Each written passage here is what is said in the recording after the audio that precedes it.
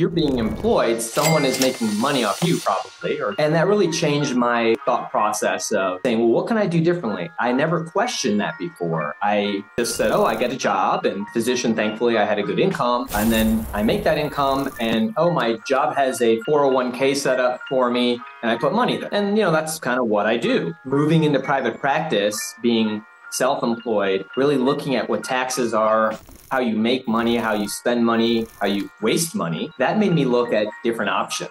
And that's actually kind of coming to where we are. And I had never invested in real estate before, but I had a feeling then that there's something better than kind of what I've been fed. Just like, oh, you get a job. And I realized that wasn't the best thing. Or, hey, put your money in the stock market. And then I realized, well, that doesn't sound like the best thing. And so I think that was that cognitive dissonance, that something doesn't feel right. There's got to be something I'm missing here. Hey everybody, welcome to the Freedom Show, and Flippin' Daddy here, coming to you live. We are excited to be here today. That's right. We have like a series of guests that we're going to start bringing on that we're excited to share with you. But before we get into that, we want to share a little story with you. It's going to tie into a personal story, and the topic of this story is called Fighting the Dragon. Ooh. Doesn't that kind of sound fun? Is that like Dungeons and Dragons? No. Okay. So, Fighting the Dragon, what we wanted to talk about is something that many of you are going to understand or relate this to Eat the Frog. If you've heard right. Eat the Frog, you know that Eat the Frog means do like the thing that you don't want to do at the beginning of the day, the thing that is going to move the needle, but you keep putting it off and off, maybe because it's overwhelming, maybe because it's a little scary, maybe it's because it's a big gigantic project and you just would rather do something really simple so you can check it off and feel good about yourself. Right.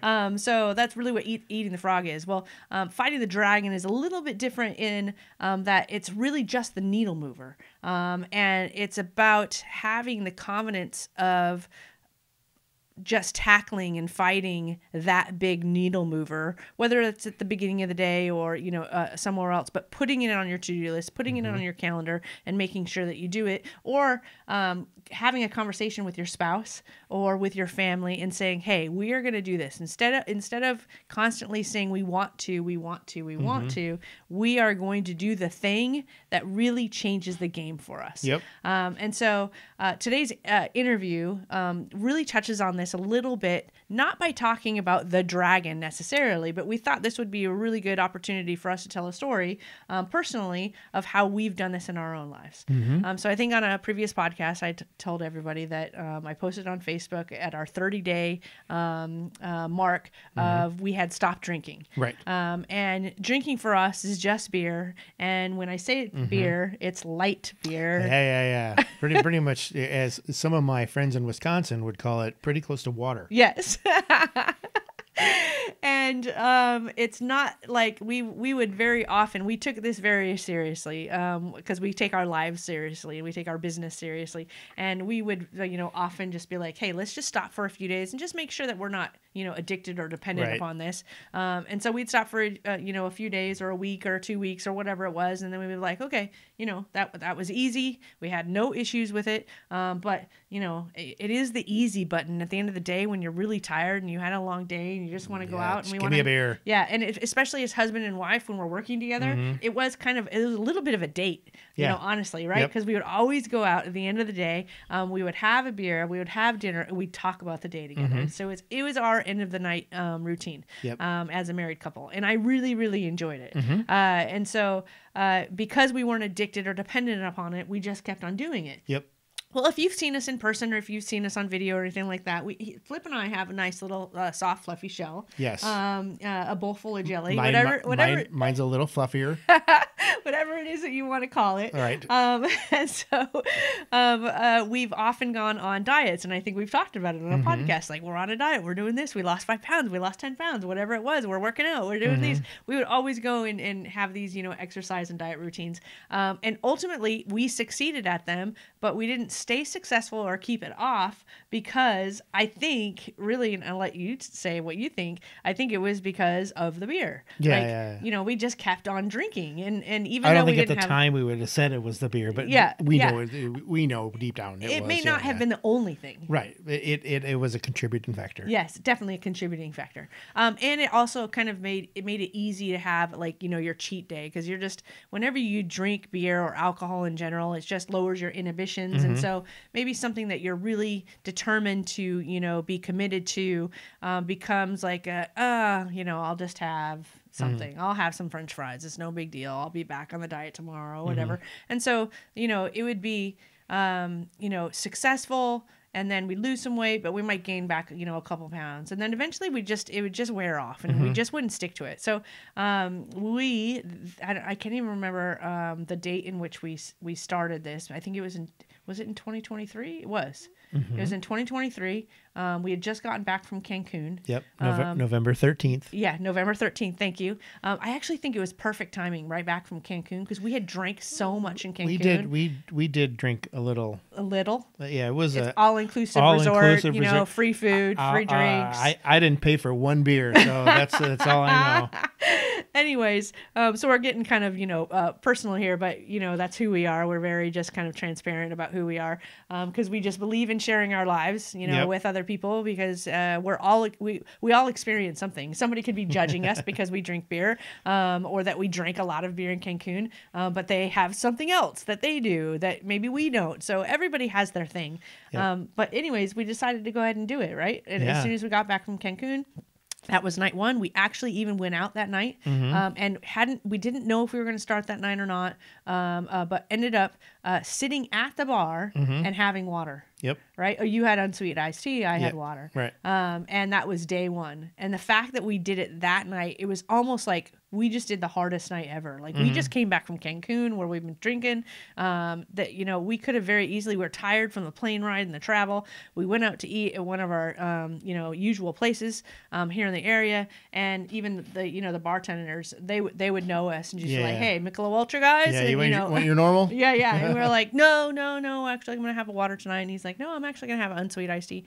And so it began. And because we did it that night, it was almost like, if we did it last night, well, the next night, the rest easy. is downhill. Yeah. And so it's suddenly 30 days had passed. I'm posting on Facebook, and I'm like, hey, look, we did something, and we weren't even saying we're not going to drink forever. We were just saying, hey, we're doing a thing. We're just going to change things up a little bit and see how it goes. And now I think by the time we're recording this, we might be around the 60-day mark. By the time it airs, we might, who knows where we'll be. But the point of this is fighting the dragon. Right. We are now on the same type of nutrition journey that we have been on before. We are on the same type of fitness journey that we have been on before, but it feels totally different. Wow, it actually works this time. It worked last time. It just didn't stay. It didn't stick. Okay. It worked last time, but not nearly as much as it's working this time. That's true. Like, I think you lost like 7 pounds in week one or something. The beer was another contributing factor to our diet not working. Yes. Just saying. It might be water, but it is water that kicks us off the diet. That's right. So a little bit of this message is, if you're going to think about the idea of fighting the dragon, which is, really epic and exciting and it's an adventure, it makes it all, more fun, which is why we like the phrase. I'm the dragon slayer. If you compare that to, maybe not wanting to tackle the biggest thing, because it's a little scary, you're not quite sure what's going to happen. You're not sure if you're going to succeed. And you end up fighting the smaller battles first. And so that's what we did. And that's why I use this story as part of how we're sharing this with you, is because we were fighting the smaller battles and the easier battles for us, which was food and fitness. We knew we could change our food, and we actually don't eat bad. We're not the type of eaters that eat really, really bad all the time. We actually eat pretty good. It's just that we couple it with drinking, right? And then not always with fitness. And so we picked the smaller battles, and ultimately just kind of led us on a roller coaster. But now that we fought the dragon, we took care of like the big big beast and stopped drinking, now doing the same thing that we did before is that much easier. It's that much more successful. And we're really finding a new rhythm in our life and a new joy of doing things differently. And it's been pretty incredible. And so we wanted to share this story at the beginning of this podcast because you are going to meet Dr. Binit Shah. And he is somebody that we've worked with for a few years, and you're going to hear his story, and he's an investor that is with us, and he's going to share a few things that at the end of this episode, we're going to take it back and talk to you about fighting the dragon and how we related his story to the fighting the dragon for us and how it might apply to you when it comes to money and financials. So are you going to let him roll into the show? That's right. Okay. Enjoy the show.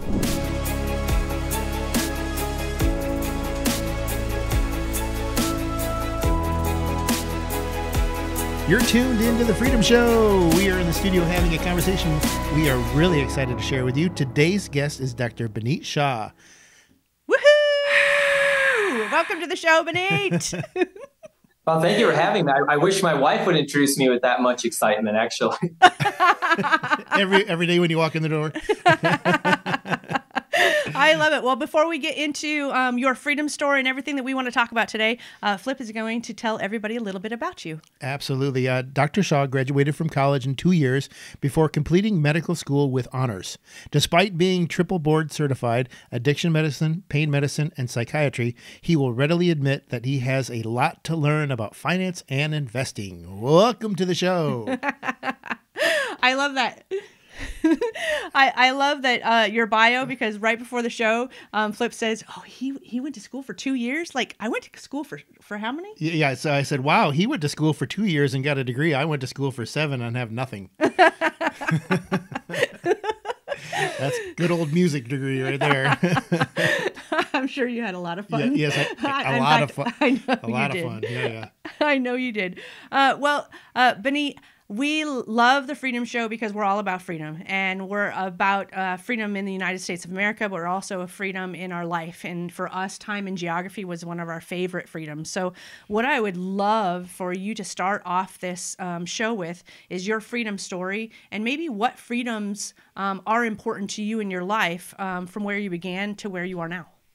Sure. Well, I would have to say that my story is ongoing. I'm not quite at all the freedoms maybe I hope to have, but in the past couple of years, I think I'm on track now, which I didn't think I was before. I think I'm pretty fortunate that I do have a good career. I'm a physician. That's something that I think most people know. You can generally have a good career with that. You can make good money. The difficulty was the mindset that I graduated from medical school, and now I just work for 40 years. Hopefully I make a big enough nest egg, and then I retire and I just spend that away, and then it's gone. And that's what you shoot for. And really, I think freedom for me has been a state of mind. And I think that's what it is. You can have someone who has $100 million and not feel free, and someone who has $20 and feels free. And shifting how I thought about money and how I thought about how to use money has really changed my mindset of where I want to be in 5-10 years, what my life looks like now, what my retirement is going to look like. Absolutely. So when you were younger, what did that look like? What did you want to do when you were younger? What were you trying to achieve in terms of goals, financially, personally, professionally? Sure. Well, I think from a very young age, my dad is an engineer, and the one thing he told me is don't be an engineer. So I knew that wasn't part of it. But he had, and I will say this, and I'm sure my kids feel the same way. I hate to admit when my dad's right. And his logic behind it was that, when an engineer gets older, they're not necessarily more valuable. They're more expensive to employ, and they can be replaced. So you have to think to yourself that you also are a commodity, right? That you are replaceable and pretty much no matter what your job is, someone can replace you. So you have to put yourself in a position where you become more valuable with age. And in his mind, and I think it's correctly, he looked and said, well, as a physician, you get more knowledge, you get more experience, and that's not something that can be replicated by someone who, just graduated, for example. And it's interesting how it comes full circle where you think about how that applies to my life or thinking about yourself, the value you can offer, but how you translate that into what your money does for you, that you want it to get more valuable over time, that you want it to be able to produce something. And That's right. that is a very different mindset. That your money can produce something for you. That's right. Yes. I've never heard it actually put that way. So, so he doesn't want you to become an engineer. So how do you decide that the physician route is right for you? Where are you starting in life? Are you on your own? Are you living with your parents? You are obviously are going to college. And then from if financial freedom is one of your freedoms, what does that road look like from the time that you're going to college to where you are today? Well, I think, I went to college and I lived at the University of Akron. I was there for 2 years before going to medical school. And I took loans like most people. I also had some support from my parents. So, we didn't have a lot of money. I think we were very middle class. And I really say that in the most positive way. And the best qualities of what being middle class is. When I graduated, my wife also was in medical school, and we graduated and we laughed about it at the time because we made a joke about how, well, we don't have to sign a prenup because it's just you get my loans or I get your loans. We have nothing to give each other. So we had a whole bunch of loans. When we first graduated, we were in the residency process. So we worked a whole lot. We did not make much money at all. And I think that was probably the most financially stressed I felt, to know I'm working a lot, I'm not making a lot, and I don't want to feel this way when we're done. We need to get into a position where I'm not thinking about that. And so, we just kind of got standard jobs where we were working in the hospitals, both of us employed. And then I was able to take a new position. I changed to being self-employed, being a business owner of a private practice.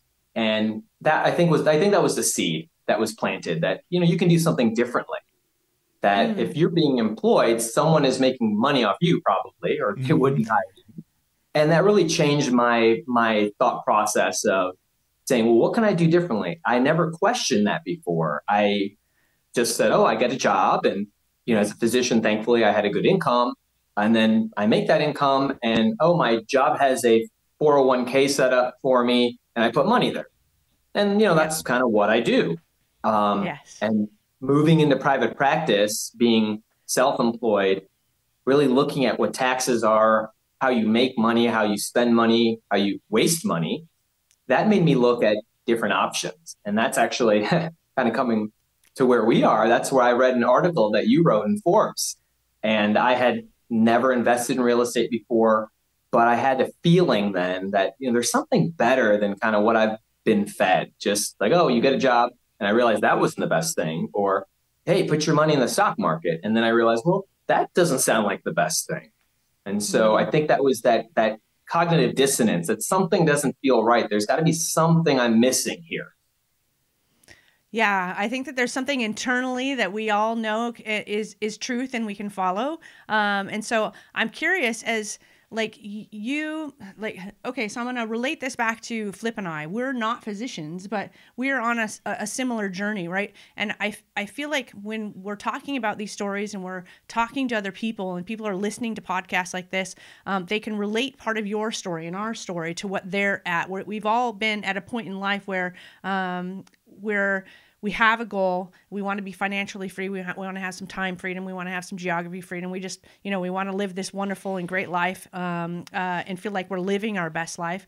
And every single journey is different, but it's a struggle to not only earn your active income, be a master of your career, be incredibly skilled, become more valuable as you continue to gain more education and experience and knowledge. And then what do you do with your money?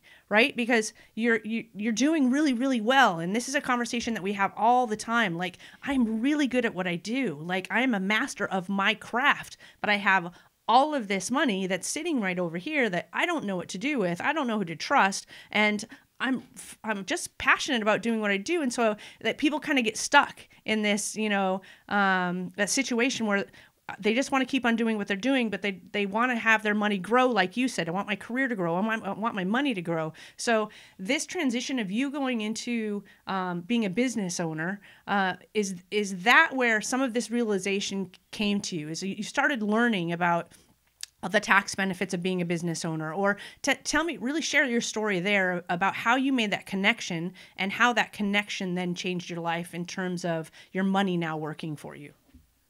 Well, I think that's exactly what it is. I think that my parents were able to instill a good sense of personal finance.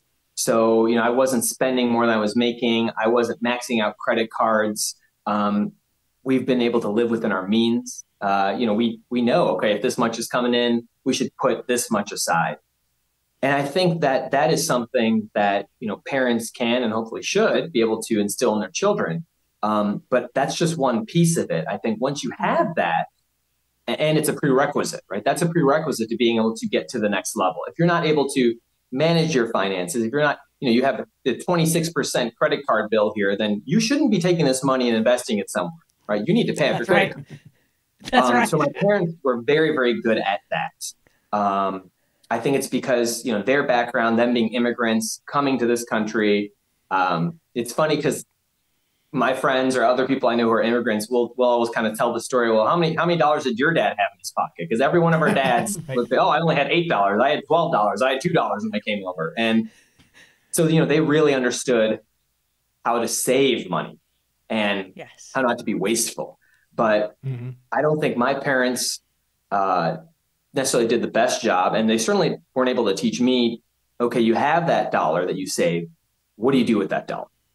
That's right. And I think that's really where it became transformative when looking at people who maybe were my age or not that much older than me. And they looked at their own life in a different way. And it took that flipping of a switch to say, it doesn't have to just be the same, right? I think that's the catalyst for change for all of us, whether, you want to start an exercise program, whether you're getting divorced, maybe from someone you're not supposed to be with. There's a realization where you realize and say to yourself, oh, it doesn't have to be like this. I can change things, so things can be different. And I think for me, that step came when I went into private practice, when I became a business owner and I started understanding a lot of the tax ramifications of saying, okay, well, I'm in charge of my own 401k. What do I want to do with this money?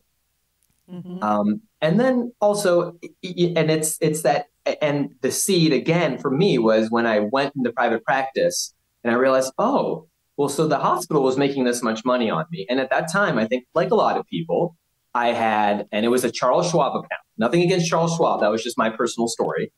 That's where the money was. And as I was looking into it, I said, oh, well, you have to be making money off me, right? So this that you're helping me grow and you're saying this, you're clearly making money off me. So there's a way for me to, again, take control of that. And I guess that's what it's about. It's about, in order to get freedom, you have to have control. Yes. Right? You cannot have freedom without control. And I'm not saying we should all be obsessive compulsive about that, but if we want to have a certain amount of freedom, we have to have a certain amount of control. And once you realize that and you can see that, then I think people become more active in saying, oh, what do I do differently? How do I change what I do? That's right. Gosh, there's so much to unpack there and so much of a great realization piece. So let me just share something with the audience that I didn't share at the very beginning when we introduced you, Binit, was that you're on this show because we've known you for around 4 years, I believe. And you came to the office and you met with us, and we've been working together, since that point in time. And this Freedom Show was really built around the idea of let's get some guests on. We've always done some pilot episodes and sharing our story, but let's get on some other people and share their story. And we've been sharing our network, the people that we work with. One of our realizations was, hey, why don't we actually bring on some of the people who invest with us?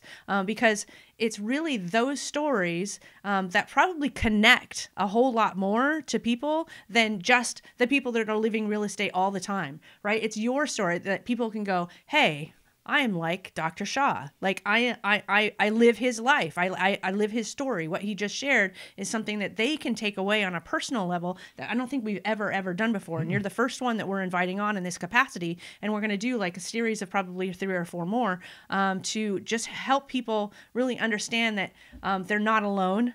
This path is something that we all go down, and we all have to figure out at which juncture can we veer off and say, hey, this is actually the road to freedom, and this wasn't what I was taught, but I'm starting to figure it out. Tell us where you are before we go into it. There's a part of your story that I really want to get into, but tell us where you are now. So you made a choice to start digging in and learning for yourself what was going to take you down the road to freedom. So what does it look like now compared to where you were before? How much freedom are you experiencing? And what's the road ahead look like? I feel that, as I mentioned, that it's a state of mind for me. I don't think that if you were to look at my life right now and look at what it was 5 years ago, there's nothing physically that's different. It's not all of a sudden I bought this car, I changed my house. It's about how I think about my time now and in the future. Specifically, I can give you an example that because of the positive returns I've had, because of the growth I've had, thanks to our relationship, we have things that we all do in our jobs that some we like and some we don't like. And probably this week, maybe the next week, I'm going to be changing something I'm doing at my job. I've been at the same hospital for 10 years, and there's certain things I like, certain things I don't like. And I'm saying, you know what? I'm not doing that anymore because I don't have to. I don't feel that financial pressure of accumulating so much because my view of it's different. Instead of, oh, I got to get this much because I have, it has to be this big because it's going to go away. It's, well, I don't need that much because it's going to keep growing. It's a very different mindset. And I'm not kidding. It's, I guess, maybe just serendipitous that we're talking right now. It's this week. I've been at the job for 10 years, and this week I'm making a change. Wow. That's awesome. That is incredible. Congratulations. That's really, really exciting. I love that. One of the things I love when you and I talk is that you travel a lot and you speak to a lot of other people. So your network is so huge. You make such an impact in what you do. And you talk to a lot of the people that we work with as well. And I just think that's phenomenal. So what I want to dive into next is really my favorite part of the show. I love the freedom story, but I really love the get real part more.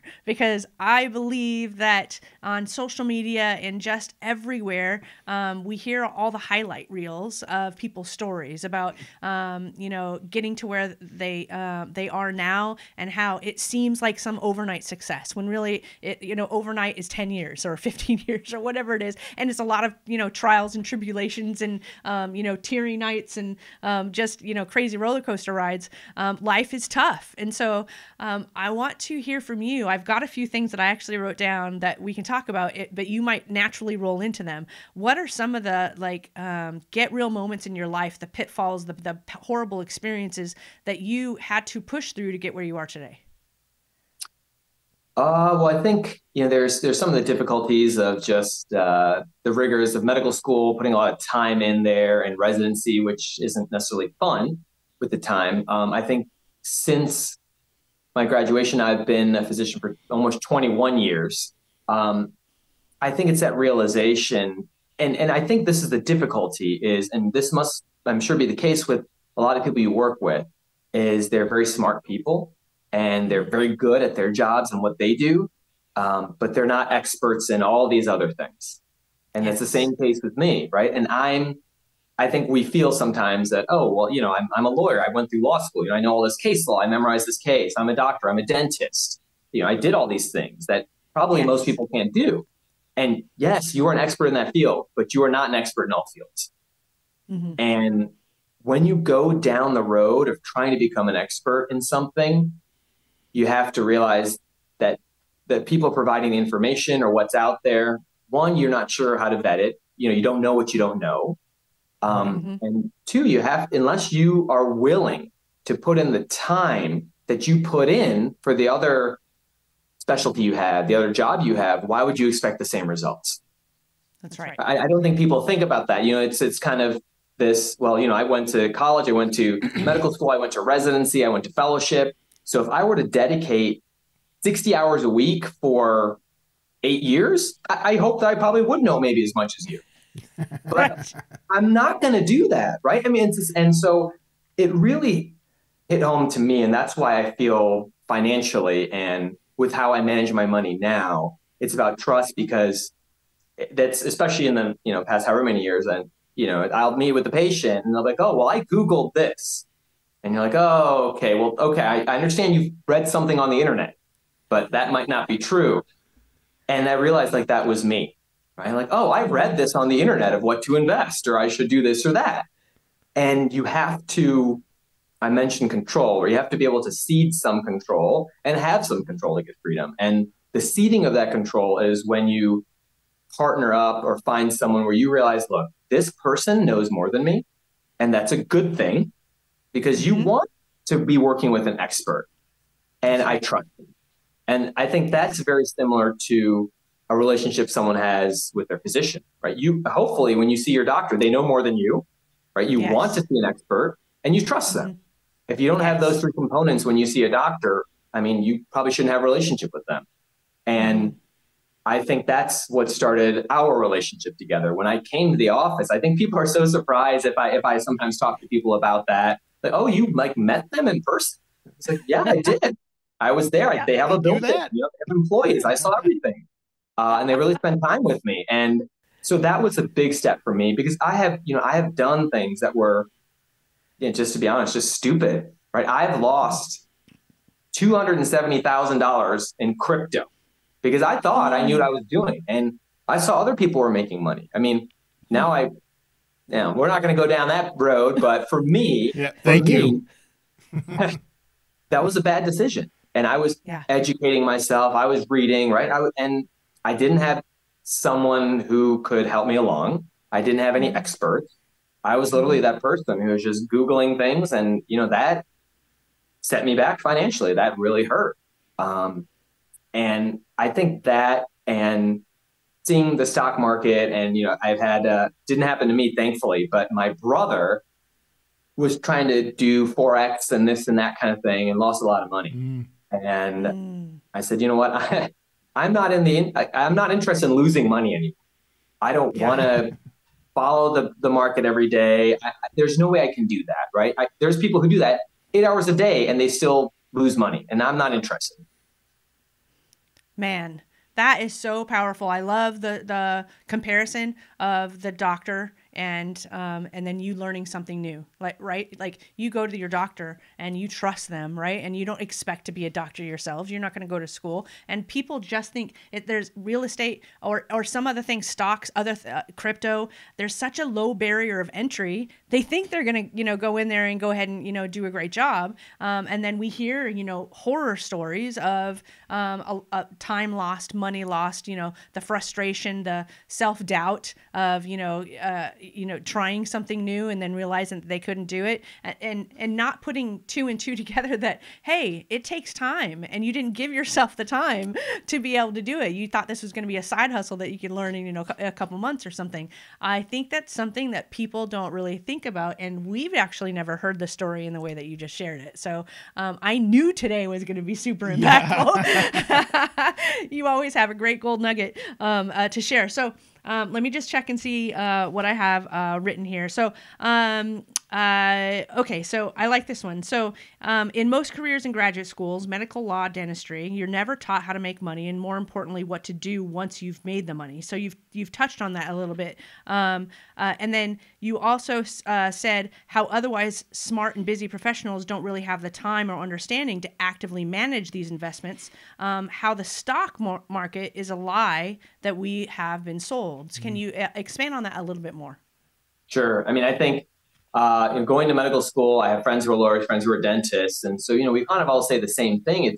I think it's a disservice, and it's probably, this is how the case is in most fields of study, where you're supposed to have this kind of altruistic dedication to the field, to the subject, and that's how it was in medical school. No one talked about salaries. No one talked about malpractice insurance, billing, overhead. In dentistry, they don't really give people examples of saying, this is how you should set up your business. This is how many hygienists you should hire compared to how many patients you're having and things like that. And so we're just kind of thrust out in the world, and we believe that, okay, well, because I make a good amount of money, I'll be okay. Like I'll figure the rest of it out. And sometimes you do, and some people do, but I think it's a disservice because that piece is just not there. And looking at what we're taught and what we're kind of talk about, I mean, if you turn on the news, and now I feel like I'm dating myself, right? I don't even know how many people literally watch a news program anymore, right? And they'll talk about the stocks and, oh, the Dow was up, or there'll be a ticker, right? And so it's just kind of fed into us that this is important, right? It's on the news. It's important, right? Why would it be on the news if it's not important? Right. And, once again, I feel like it's putting these pieces together throughout my life where I was like, okay, I was employed, and now I'm not employed. I'm my own practice. So there's a piece there saying, well, okay, if I was employed, someone else is benefiting. Mm-hmm. We're told, or I guess just kind of by default, maybe, that, make sure you put money in your IRA, put in your 401k, make sure you get, the match that 2%. And we're told that story. And so the question is, when all of us or any of us are told a story, and we should ask ourselves, why am I being told this story? Who benefits from this story? Sometimes it's just you benefit from the story. Like, listen, you should, keep exercise and watch what you eat so you don't die. Okay. That's good advice. I benefit from it. But in this case, who benefits from this? I have no control over my money. The companies benefit from it. I mean, the largest corporations in the world benefit from that. Mm-hmm. And I think I was thinking about risk. I was reading a little bit about risk and the definition of risk. And, in the insurance field, they talk about risk is defined as the uncertainty regarding loss. Okay. Like, is loss going to happen or not? And I'm in this exact same boat. I used to think that going into real estate or starting down this path is risky, right? Mm-hmm. But I have control here. I make more money. Like, compared to where I just say, here's a check, there's a board of directors somewhere who does something. They're never going to call me and say, hey, Mr. Shaw, this is what we're looking at doing right now. How do you think that's going to go for you? Like, it's just so backwards. I'm like, that's the risky thing. I have no control. No one will ever ask me. I'm never going to, have 10 million shares of Apple or whatever it is. So it's actually completely backward, that if you want something that's lower risk, you need to take control of it. You need to look at things that say, oh, well, yeah, you're not going to lose 20% on this randomly, maybe tomorrow. That's right. That's right. I love that. So before we go into too much more, we're going to take a commercial break because we've had some really, really good gold nuggets. So I can get lost just in conversation. So thank you, Binit, for everything that we've been talking about. We are going to take a quick commercial break, and we'll be right back. Add new income streams to your financial statement. Freedom Family Investments can help. Own property and get paid rent. Join funds and get paid interest. Wealth is well-being. Own your own future. Freedom Family Investments. Get more time to focus on what matters. Learn which investing path is for you, where to start, and who to trust. Visit freedomfamilyinvestments.com. Don't forget to leave a review so we know how we're doing and what you guys are enjoying. All right, welcome back. Thank you so much. We've been enjoying our conversation here with Binit, and he has been dropping some great gold nuggets with us today. Yeah. So I didn't know if I wanted to call them bombs. I was like, gold nuggets, bombs. But it's been fantastic, and I've just loved hearing a different perspective from somebody who isn't a real estate professional, because we talk to real estate professionals or tax professionals or just different type of people all the time, every single day, and we don't often get to hear stories from professionals like yourself who love what you do, and this is something totally different that you're trying to do on the side and doing it well, make wise decisions, and allow your money to grow along with your career growing, which I'm never going to forget that phrase now. So I've just loved the conversation. Flip, I know I have taken over the conversation as far as what I'm talking to Binit about. Is there anything that you wanted to dive into or touch before we go into your real quick with Flip? I can't really, honestly. There's everything that you've said is so true. As you're talking, I'm sitting there going through my timeline of my life, going, "Oh yeah, I was this old when I realized this, and I was this old because I grew up and I was taught you." Grow up, you go to college, you get a job, and that job has a pension, and you don't have to save money because when you get old, you retire, and then you'll get a pension and Social Security, so you're good to go. Yeah. And so plain and simple, So I never thought about. I'm like, well, I got to save for my retirement.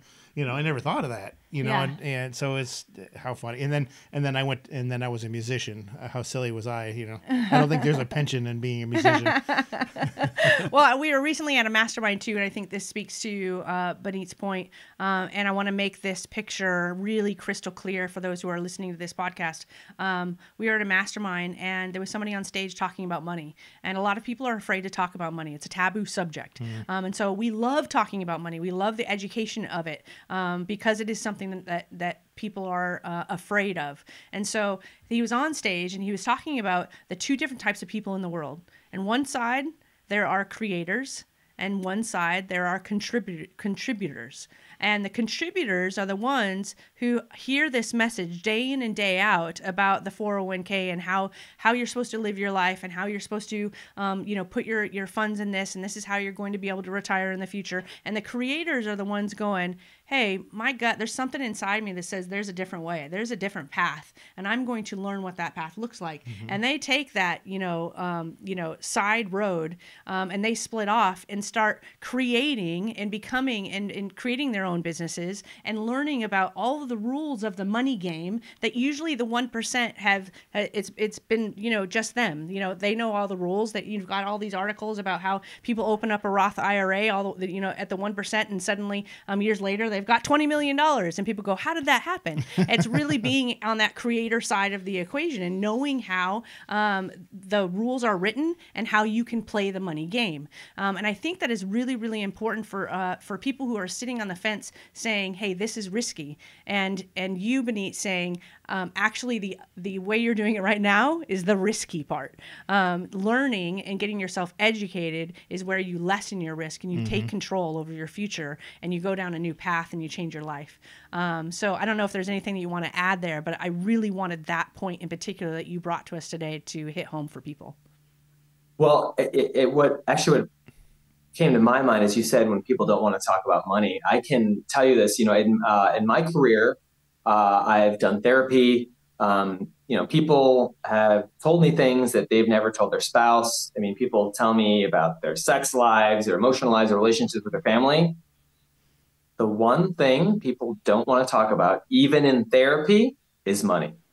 I mean, if you think to yourself, how much of my daily stress, how much of the negative things that happen in my life are related to money peripherally, it's so much. And you're sitting there with someone doing therapy, but they don't talk about money. I mean, it's that point exactly. And I think you're right. It just comes down to the fact that ultimately you have to decide, well, you know what? Do I want something to be different in my life? If you're 100% happy with your money, your life, everything, great, don't change. I wouldn't change. But if you're not, okay, there's options. Yes. I think that's so powerful. So I'm so grateful for this discussion. These are things that we have not talked about in any other podcast and coming from a point of view that we've not had before. So I think this is going to be just something that I'm going to be sending people and just going, hey, listen to somebody that is in your seat instead of somebody who's sitting here as a real estate professional and changing the perspective for people to talk about money. So I love that. But I know Flip's favorite part of the show is real quick with Flip.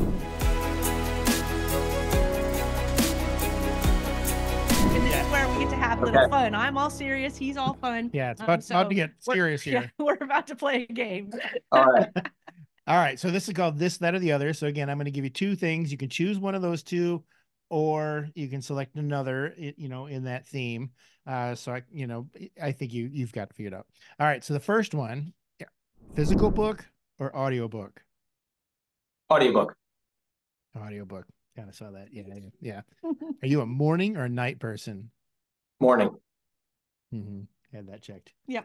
So we recently went on vacation, and this was the answer to this question for us is clear, very crystal clear. Electric car or SUV? Electric car. Yeah, see, we just went on vacation and we got stuck with an electric car, so we're going to cross that one off of our list. And the only Well, it's reason funny because both of these are hypotheticals because I don't have an electric car or an SUV. So I'm just like imagining what it would be like. That's so funny. Well, I would have said the same. Like, we loved it. I took a picture and I posted it on Facebook, and I was just like, look at this car we just got. We're so excited. And then guess what? It's over Christmas and we can't find a charging station that works. So Anywhere. now we have a Oh, car that we can't, like, we're just like, okay, it's down to 20%. It's yeah. down to 10%. I oh mean, my it would God. be different had we had a garage and we could plug it in the Yes. garage and Yes. things like that. So Yeah. So our story is a yeah, little like we've yeah, got a little, bump in our perspective, right? yeah. Okay, go ahead. All right, so you're getting ready to go on a trip across the country. Are you going to take a plane or a train? Plane. More efficient. Yes. Yes. All right. What are you most likely to get? A speeding ticket or a parking ticket? Speeding ticket. No All doubt. right. Now this is a Midwestern question. I grew up born in Ohio, grew up in Michigan. Yes. It took me a long time to stop saying this, but which one do you say, soda or pop? Pop. I said I didn't even need to wait. Pop. I already knew where we're Yeah, going. yeah. It took me years to stop saying pop. All right. Your next vacation, is it on a beach or in the mountains? Ooh, mountains. Mhm. All right. This is one from Danny. Yes. If you couldn't tell. I wanted to stump you. Yeah. So, do you want to grow your wealth or preserve your wealth? Grow it. Absolutely. I was waiting for both. Yeah. But I actually told him this morning at breakfast, I was like, oh, it's Binit. I have an idea of where he's at in life. He's going to say grow. Yeah. Danny Well, would say both. I didn't know if that was a trick question because if people say they want to preserve their wealth and they don't take into account inflation and everything else, they're actually losing their wealth. So Yep. Yes. Oh, 100%. I love that. So he put a twist on it. Yeah. Took that one to the next level. That's right. All right. So, you get one superpower. Is it able to fly or to read minds? ooh. I'm going to go with fly because reading minds, I feel like would make my life worse overall. Oh man, I You know, didn't think about because that. I Remember think that? when you're adults, like kids don't know this, but when you're adults, there's certain things you can't unknow. Like you wish you could unknow them, but you can't. And I Yes. think there'd be too many things I couldn't unknow. Yeah, remember that movie with Mel Gibson, the What Women Think or whatever, or What Oh, Women Want or whatever, and he yeah. could hear what all the women are thinking. No. I didn't think about that one. Flying, I'm with you. Flying. All right, last one. Would you want to live in 1969 or 2069? Ooh. 2069. Okay, and why? I just think that what would be available, what we can do to connect with people, um, I think that that's going to be great. I think people romanticize the past, right? It's easy to look back and, but back then, I mean, we couldn't even have this conversation. That's right. I mean, That's right. this is, I don't want to go too far left field, but those are the days. And if you look at history, right, those are the days when people could beat the stock market because you had to personally know someone. Yes. Yeah. Now, Right. you can't. That's like if people think you can now, that's just fake because information's instantaneous. But Yes. like I would have never known this was a thing. I would have just worked and worked and worked and worked and then died, I guess. Wow. Yeah, I choose 2069 too. I love to ask people why on that particular question because I really I want to understand their thought process behind their answer. And I choose the future as well, just because I'm so excited about where we are and where we're about to go. Things are just getting faster and faster and faster, and I'm just excited to see how things move forward. I would love, even if I'm not alive, I would just love to see what's going on in 2069. But I plan to be there. Yeah. Well, And your personality goes with that because 1969.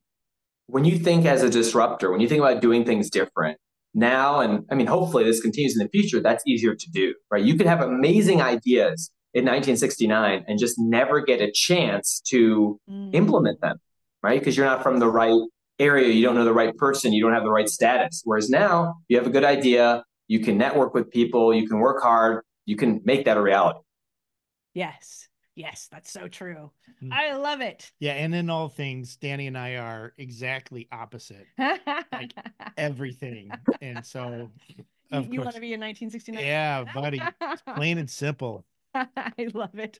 Well, Binit, thank you so much for your time today. Thank you for sharing your perspective and your freedom story and the get real portion. That's always one of my favorites, and always makes people realize, hey, if they can do it, I can do it too. And that's really what I love, is just being authentic and genuine and helping as many people as we can. And I think that you are going to make a real big impact. So we really appreciate having you. And for everybody else, we're excited about next Wednesday's episode. I hope you enjoyed this episode of the Freedom Show with Binit Shah, and we will see you next Wednesday. Bye everybody. All right. Well, welcome back. I hope you enjoyed the interview with Binit Shah. He's just such a unique guy. I mean, I remember the day we met him. It was in 2020. It was after COVID had already hit. He's a doctor, and he came to our office, and I'm like, oh, great. We're probably gonna have to walk around with masks on all day, and but he walked in. He's like, "Can I take this off?" And I'm like, "Yes, I like this guy already." But what's funny though is that he said, that he's been at this one hospital for 10 years, and I'm like, "Oh yeah, he looks about that age to be at a hospital for about 10 years." But then he said he's been practicing for 21 years. Mm-hmm. I'm like, how old was this guy when he got his degree? I'm like, or how young was this guy? I mean, he looks like he's like 26. So what was your favorite part of the episode?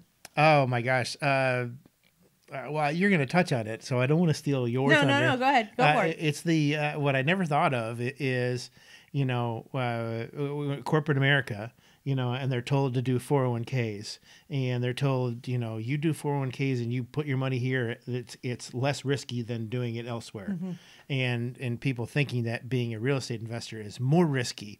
But when he turned it upside down, and he's like, that's actually their 401k, having them do it, that's actually more risky than doing real estate investing. Yep. And it's just like, nobody talks like that, yeah, right? Nobody. And he makes a good point. Like, you can't jump on the phone. Even when you put, money in your bank or in the stock market, like anything that you're doing with traditional investments, most of the time it's under somebody else's control, which isn't necessarily the bad thing. It's that you can't, call up and see what's going on. Mm-hmm. Hey, how's everything going? I looked at my statement, just wanted to check on the property, or, talk to the people who are managing the investment, or, get to know the team, or whatever it is that you want to do. And the other person on the other line is like, what? And you are... Yeah.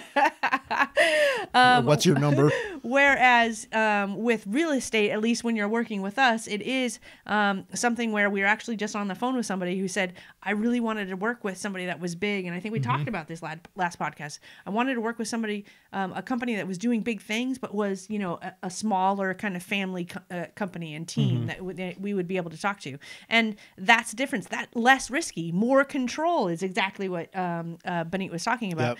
Yep. And then there was something else that he shared, and I'm trying to remember exactly what it was. I got on this topic. Oh, money. The fact that people don't talk about money, and how crazy that is, that it's one of the most important pieces of our lives, right? We need money to live, to rent a property, to buy a property, to eat, to find shelter, which is the property things, to take care of ourselves, to get educated. Like, we need money for everything that we do in life. It's very, very rare that you're going to see somebody who is getting by in life without the use of making money or investing money to allow it to grow, or things like that. And certainly once when you're looking at very successful people in the 1%, they just know how to play the money game. But yet people don't want to talk about money.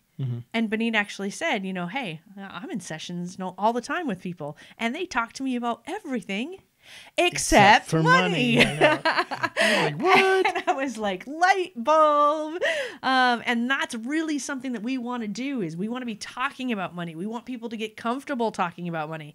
We want you to if you're, embarrassed about it or it's something that you are uncomfortable doing, we want you to get on a one-on-one phone call with CJ, Ben, or JR, and be able to talk privately, and be able to get advice that you don't have to pay for, because we can just what we really want to do is create that blueprint for you, right? To say, here's where you are right here.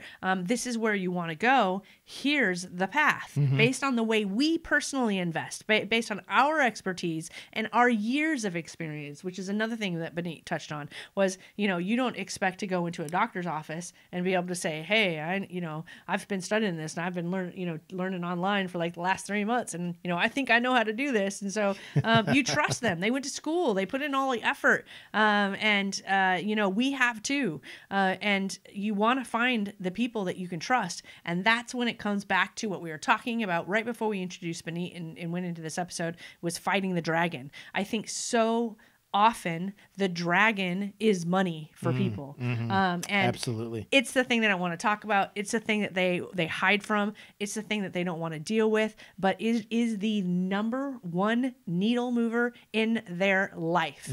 And just like Binit's story, he was going down this path and then decided, hey, let me start asking some questions. Let me start doing some research. And suddenly he found the path that took him this way, where he became a business owner, where he opened up his own practice. And instead of making money for other people, he was now making money for himself. And he was learning the money game in order to empower him to be able to make more money so that his money could grow at the same time his career was growing. I mean, there was so many things that Binit said in that episode that I was just like, bam, I am so glad that we decided to do this series with investors who are in the game and figuring it out while having a career that they love. And I just thought that all of that was so powerful. And I wanted to share the fighting the dragon because I think that's just something we're going to start using, right? We're going to talk about money and it's going to be the money dragon or something. I don't know. I don't know what we'll do from a marketing angle, but I just think it's something to make it more fun. You can talk about with your spouse or your family and just say, hey, let's fight the dragon today. Let's talk about the dragon today. And that dragon is the needle mover of money and how the game is played. And how to win at the game of money. And we are here to say that we have been on that same journey trying to learn the exact same things. And that's why we got into real estate. That's why we've built this many businesses, because we started getting ourselves around the people that knew how to play the game. And we started following in their footsteps. And then we started talking about it and recording videos and hosting podcasts and speaking on stages. And the money game is something that everybody has to play in life. So why not figure out how to win it? And I'm just excited that we were able to, hear from Binit and have him share all of his stories. Can I be the dragon slayer now? You can be.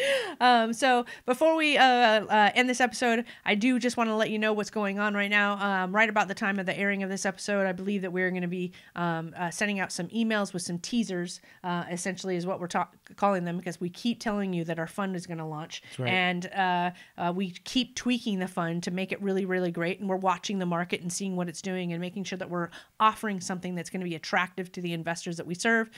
And so the other day, our team was just like, hey, this is what we think we're deciding on. Can we go ahead and just email it out and tell everybody this is what we're doing? And I said, yes, let's go for it. So you're going to be seeing some information if you're on our email list. You're going to see some information about what's about to roll out. One of them is the liquidity piece that we keep on talking about. Some of you may have heard it called like the speed fund, because you can get your money in and out every 90 days. It's pretty simple and easy. And that particular class of shares in the fund is also going to get first pick. of being able to invest in other opportunities, meaning it's a lower interest rate because you're allowed to move your money quickly. So it's harder for us to place. When you can get your money in and out every 90 days, it's harder for us to place that money and make sure that we can make a return. And so we have to lower the interest rate, so it's easier for us to say, hey, we can do this, for 60 days, or we can do this for 20 days, and we're constantly keeping that money moving. That's part of the money game, is always moving that money to make sure you're getting that return. So because of that lower interest rate and that flexibility, we're also giving you the additional win that, hey, if you're holding on to funds waiting for that next investment, why don't you get a good return instead of sitting in your bank account, maybe earning nothing?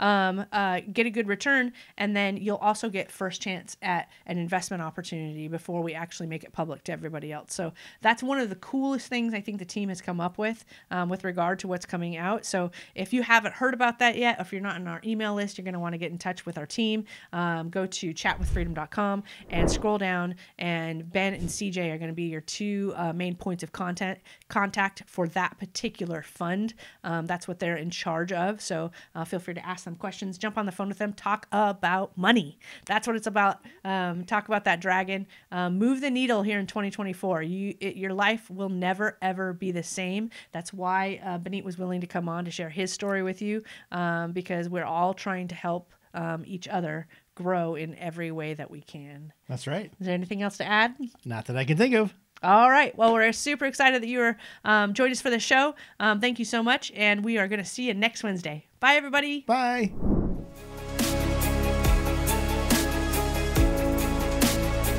Nothing on this show should be considered specific, personal, or professional advice. Please consult an appropriate tax, legal, real estate, financial, or business professional for individualized advice. Opinions and information on the show are not guaranteed. All investment strategies have the potential for profit or loss.